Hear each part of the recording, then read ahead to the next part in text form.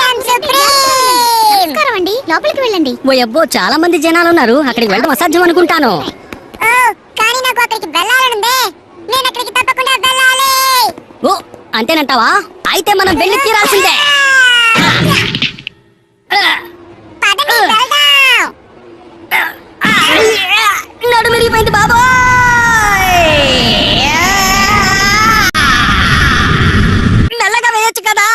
ఆ రోబోట్ ని చూడడం కోసం మీరు మీ నడుం విరగొట్టుకున్నారా? నేను ఇది నమ్మలేకపోతున్నాను. ఈ నడుం విరగొట్టుకోవడం వల్ల మేము అక్కడికి వెళ్ళలేకపోయాం. నీ వల్లనే కదా నడుమిరిగిపోయింది. నువ్వు ఇలా మాట్లాడితే ఎలా చెప్పు షించా? Bandage sticker వేసానంతే. దయచేసి కాస్త నెమ్మదిగా వేయి మిడ్సీ. ఇలా చూడండి, ఈ రోజు ఆదివారం. నేను చేయాల్సిన పనులు చాలా ఉన్నాయి. రూఫ్ ని శుభ్రపరచాలి, ఆ తర్వాత గార్డెన్ అంతా శుభ్రం చేయాలి, చెట్లని శుభ్రం చేయాలి, షీరు ఇంటిని శుభ్రం చేయాలి. ప్రతి వాళ్ళు నన్ను ఇది చేయి అది చేయి అనేవాళ్లే. విని విని నాకు విసుగొస్తోంది. అమ్మా, దీనికి కారణం నాన్నగారేమ్మా. నువ్వు కాస్త ఊరుకుంటావా?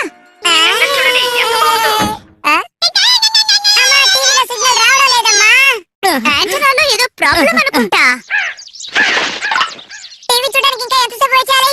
మీ నాన్నగారికి మళ్ళీ నయమయ్యేంత వరకు. నాన్నగారు, ఇప్పుడు మీకు నయమైందా? మీరు బాగానే ఉన్నారా?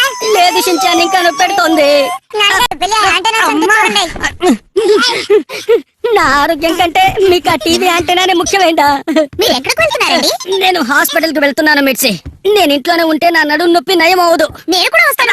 షించాన్, షించాన్, లేదు, దిగు, దిగు, నొప్పి.